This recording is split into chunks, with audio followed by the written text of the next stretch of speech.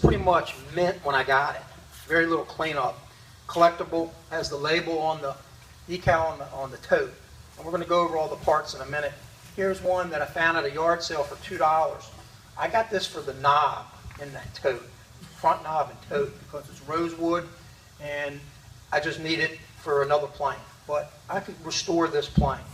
Today I'm not, because this would be more of a mechanical restoration with machines. Chicken salad and chicken you-know-what. So we're talking chicken you-know-what here. This was chicken salad. This was good to begin with. So, you have to know what you're starting with when you get into these planes. The one plane we're going to go ahead and clean today real quick will be a Craftsman. Again, a $10 yard sale plane. This was probably made by Sargent Tool Company, which is a great company, a competitor to Stanley. How can I take this $10 plane and improve it? Well, first of all, it's not that bad. It's got surface rust on it. So this is a key plane to be restored by hand as opposed to a machine. This would go to a machine after I took off all the parts and sit right on top of the belt sander with the oxide belt on it, and have my vacuum in there, and I'm not breathing all that stuff, and put that down, and I'm going to get a flat bottom in a couple minutes. I got to work it though. Another method that I used to use before that was basically taking some high quality paper. Now this is different grades of sandpaper. I recommend that you're ever at a yard sale and you're in their shop, you see sandpaper, buy it. Because you guys know what this stuff costs new. This is gold, brand new. So buy second-hand sandpaper at yard sales and buy all you can. I'm going to start off with this 120. It's a metal paper, and it's black. I'm going to take it right now, and I think I have it, duct tape. You have a flat surface. Doesn't have to be glass. Could be MDF, any type of flat board. You don't have to go too crazy. You're going to tape that paper down. So I'm going to do that real quick. Then we're going to go ahead and disassemble this plane, and then we'll start cleaning it real quick. Some of the chemicals that I'll be using today, this is WD-40. Doesn't look like WD-40, but it's WD-40. I buy it by the gallons. It's $20 for a gallon. So I'll go through several gallons a year of WD-40. I like it because I put it in a pump sprayer and I can spray it. I don't need a stream, I don't need a mist, I don't need the aerosol.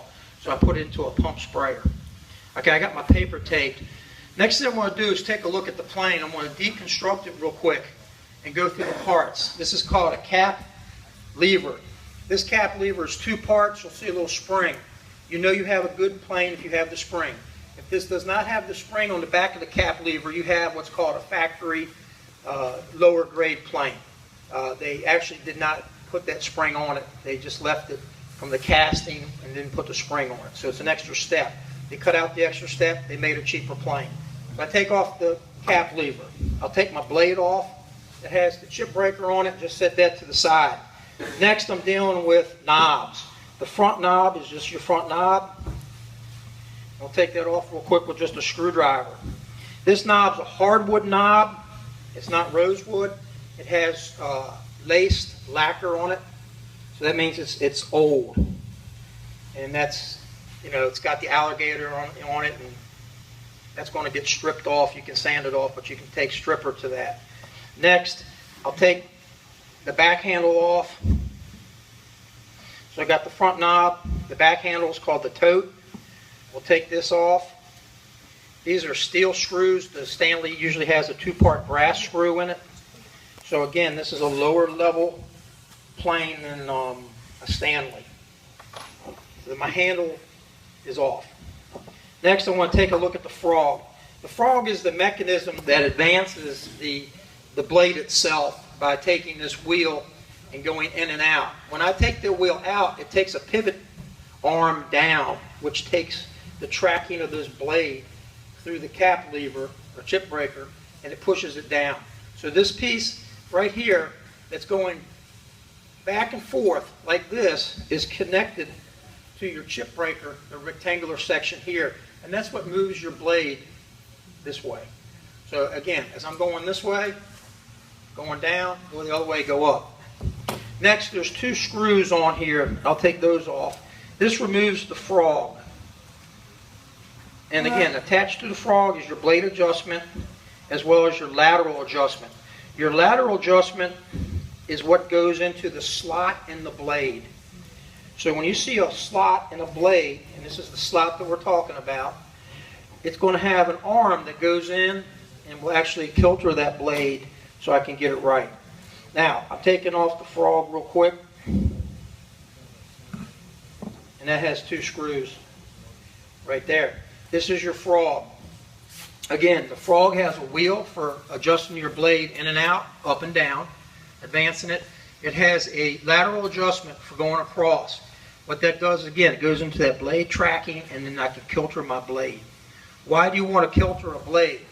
Well, if your blade is not at 90 degrees, when you put it in, it's a little off, I can kilter it to get it to 90 degrees. So I don't have to worry about constantly checking 90 degrees when I go to grind or touch this up. Okay, if I'm off a little bit, no big deal.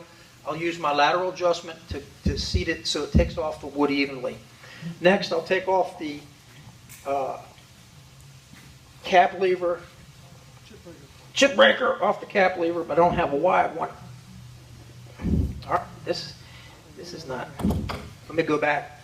Some people will do this, and this is one of the cardinal sins. They'll take the cap lever and they'll go to the chip breaker that holds the blade, and they'll use this to actually turn that. And when you do that, it does work.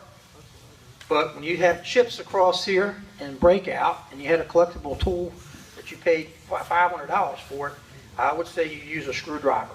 The other way to get this off, and you can take a nice pair of channel locks, and you can get that off quicker than a screwdriver. Right now I didn't bring the wide screwdriver, so I'm dealing with a small one. I'll try it one more time. Spray with What we got? WD-40. If you can't get that off, that screwdriver might not be it. You can spray with WD-40.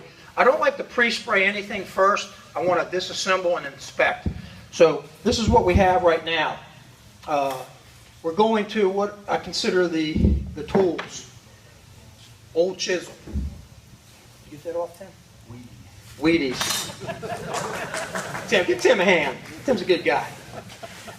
Wire brushes like this, I like the steel versus the brass, and then you get a nylon pack of 3 at the yard sale, so I usually throw the other 2 out. Different size chisels that you'll need. A toothbrush, you'll see that in a minute. These are dental picks, dental tools. I'll use those in a minute. Some steel wool. The man's got Q-tips in here. I'll show you what those are used for. A piece of wood. So what does all this mean? First of all, sawdust in here. I want to chip all that out. Just using my toothbrush, and you can see it's cleaned up already. Just from inside, just getting the dirt off of it. Next thing, I'm going to go ahead and do the base. Sometimes I'll have the knobs on, sometimes I won't. I like to do it kind of like this because I can put downward pressure on it. And I'm going to go ahead and just push this across.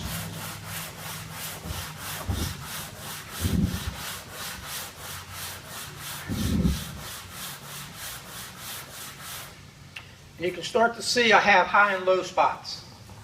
Okay, this is what's called lapping a plane. I'm going to continue until I get all that off. Why did I not put WD-40 on this? It makes a slurry. I don't want to see that yet. I'm not into that stage. That's toward the end for final cleanup. So you're going to do everything dry.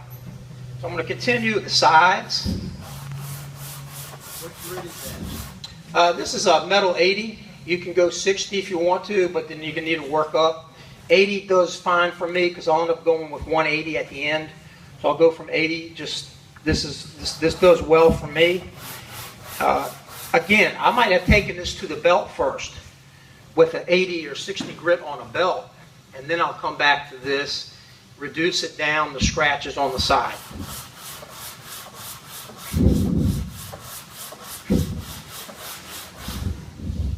Again, what do you see? High and low spots. I'm going to continue working those out. Come back to this side.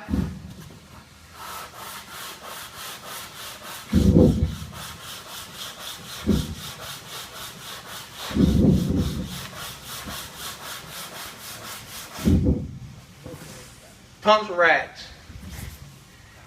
Again, this is a low-end plane, so I'm going to have a lot of high and low spots. Okay, the casting's not as good. If this was the Stanley plane, I'd probably be done by now if it was in pretty good shape. I'm just going to go ahead and wipe that off. If I take some WD-40 to this, real quick, plenty of newspaper too. Go through newspaper a lot.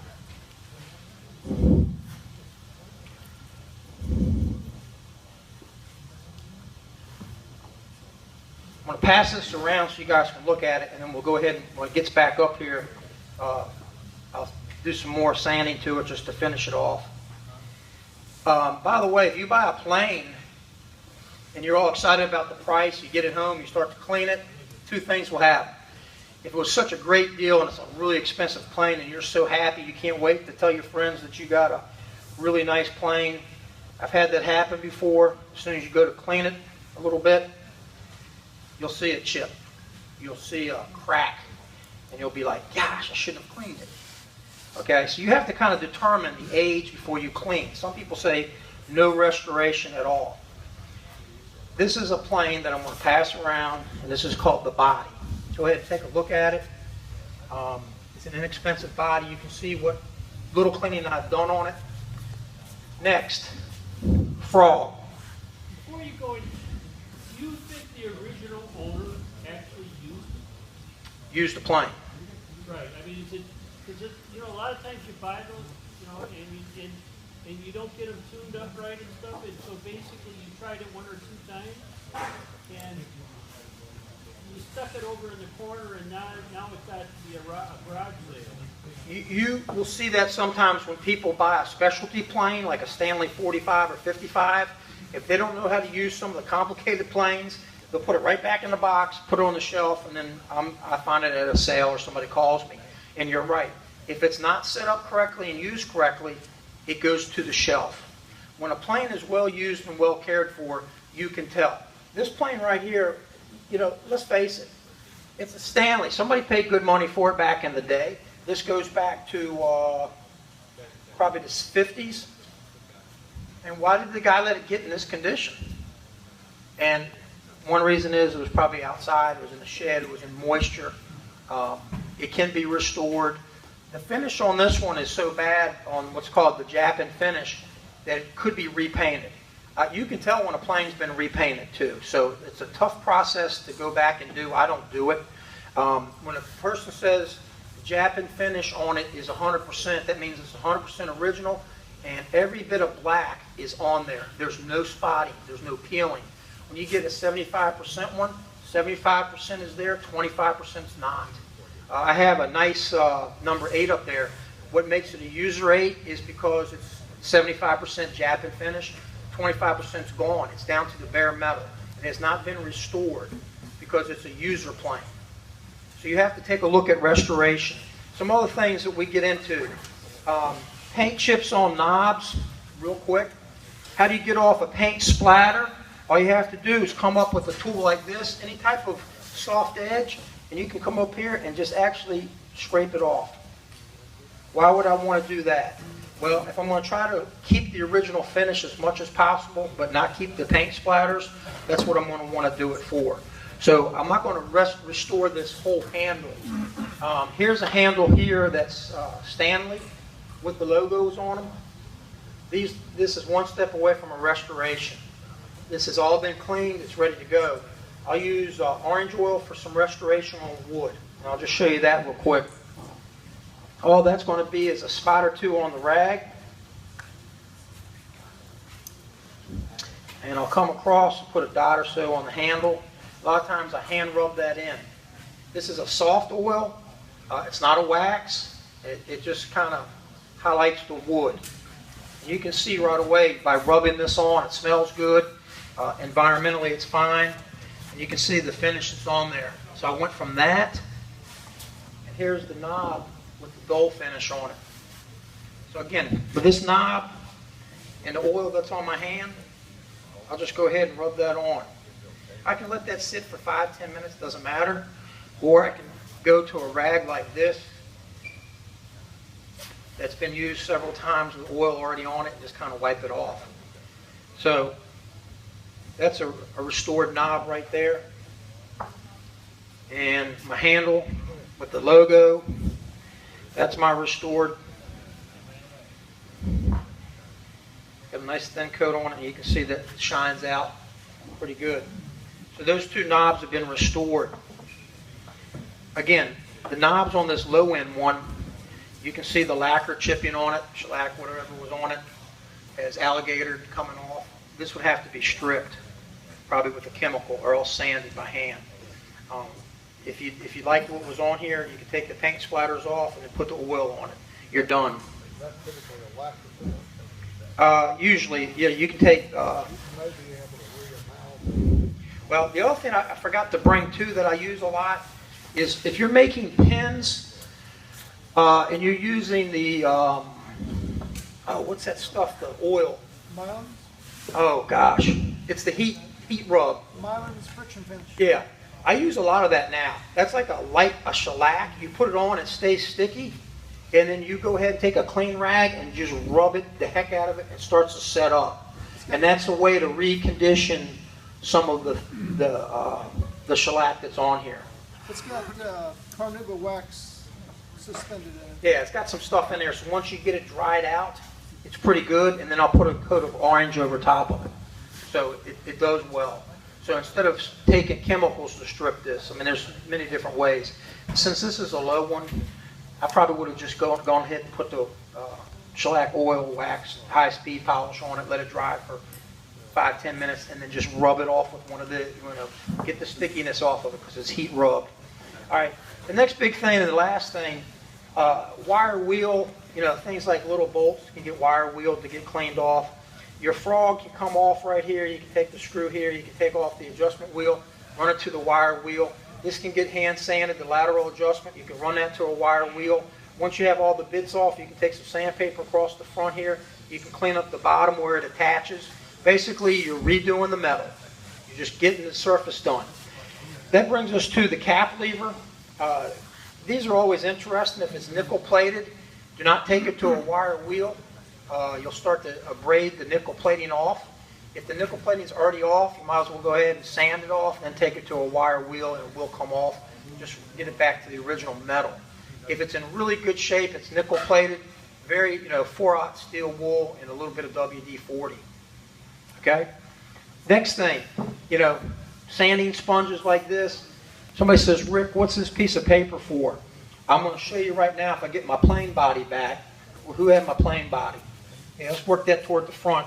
You'll see this piece of paper. This is what I was using. This is 120 now. I'm going to go ahead. I cut these things this size for a 3/4 inch piece of wood so I can fold it like this. And I can actually use all three of these. So let's take a quick look. This is when I get away from the belt sander. I got a couple spots I can't get to. I'll basically put this on. And now I have better control of which spot I need to get out. And you didn't see this side, I didn't hold it up, but you saw it in your hands. It had a couple of low spots that didn't get touched up. And now, by using a direct method of hand sanding and concentrating on those areas that were low, I can get in there. And with minimal effort, one little spot that's lower than low, wipe that off. And you can see now, I have most of it off. And I didn't kill myself. Again, I'm not using a belt. If this was on a belt, I'd probably keep it on there until it was always off. Then come in, hand do it, and just move on. Again, let's take a quick look at that side. You can see the cheek up here, they call it. Sometimes those are cracked, but you'll see the cheek's got the black on it. Again, with my sandpaper, I can directly concentrate on those areas that need it. And this is how I used to do all my planes. If it's a really rare plane, it never sees the belt sander. If it's a rare plane, it will never see the belt sander. It may never see anything over 180 sandpaper. Again, I'm using 80 to 120. You can again see now most of those spots are off. To get into your final spots, I'm going to take my sandpaper, pretty much do the old freehand. Concentrate on those spots where I couldn't get them. Most people want to have a body looking pretty nice. Somebody's going to say, well, Rick, what do you do after you get it down here? I'll come back with a finer sandpaper, maybe some 150, 180. You can see that's looking pretty good. And I have a little pile of that, 180. I might wrap that up in my little piece of wood. I'll get out my scratches a little bit more. I never take the cheeks, the sides, or the bases to a wire wheel. These are all done by hand. You'll never see a plane that came out of production that was glass smooth. You can actually see the lines in it from where it was milled. So, I mean, you don't want to go too crazy.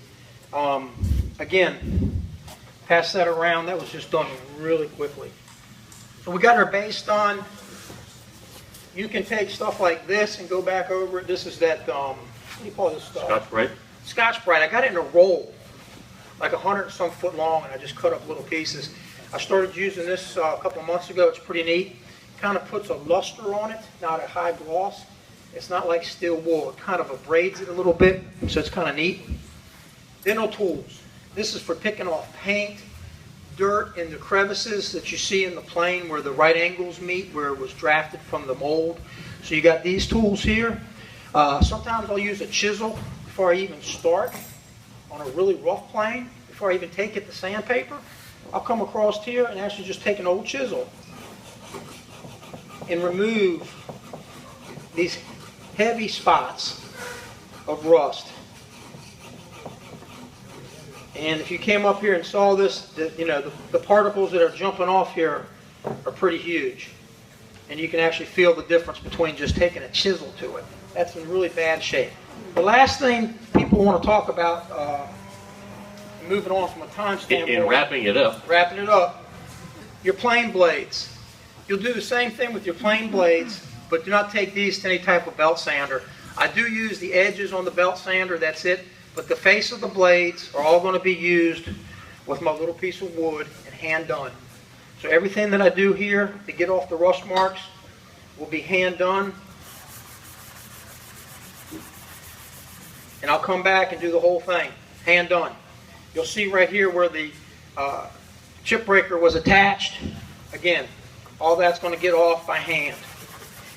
Once I get the dry off, I'll coat this with WD-40 and make sure all the rust is off. Here's a piece of paint that's on here. It was on there, gone, chiseled. Next, time to sharpen my blade. If you do not have a system in place with the grinding, just use sandpaper. This plane right here, I can come across this 180 and just hold it at this angle right here. You're going to say, what angle, Rick, is it? It's the angle that was on it, is pretty much it. And you'll know. It's a thing by feel. But I'll come across here. Why am I doing this to sandpaper? Well, I could take this to a grinder. That's got a pretty good edge on it right now. I have diamond stones. I can flatten the back. That's the key thing that you need to do, flatten the back. And that's got a pretty good edge on it. I can come back with some 600 sandpaper. I mean, again, I'm not using any type of slurry. I can pretty much do this, in my sleep and know that at the end of the day, when I put it in one of those planes, you buy it, you take it home. After you take 1 or 2 turns to advance the blade, you'll be able to take an onion skin off a piece of wood. I mean, that's the key goal, and it's going to be nice.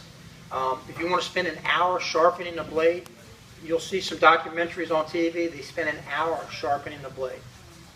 So again, I hope some of these tips help, and that's what they are, tips. Restoration of a knob, you could use this, which will take off some of the finish on this one here instead of stripping it. This kind of melts the original finish into it. This is a Howard's Restoration product. Not that I'm pushing Howard Restoration, but there's a lot of good stuff out there to use. I have a whole table just for cleaning. I turn around in my shop, and then I got my wire wheels and on my grinder, and I got my grinding wheels, and I got my belt sander. And that's how I can reproduce, not reproduce, but I can turn out a lot of restorational planes so that I can get them in the hands of woodworkers. Okay, let's give Rick a hand and appreciate what he just went through. Very good demo. Again, Rick is the founding member of the RATS group, and Dick Levy over here is a member, and Alan's a member, and Glenn Hyatt's the one that's getting everybody from Fredericksburg to come down. A great organization, a cool way to learn about old tools. They have a meeting every quarter. We have a lot of fun going down there and doing that. So, reminders to close us out. We got the bucket back here. If you can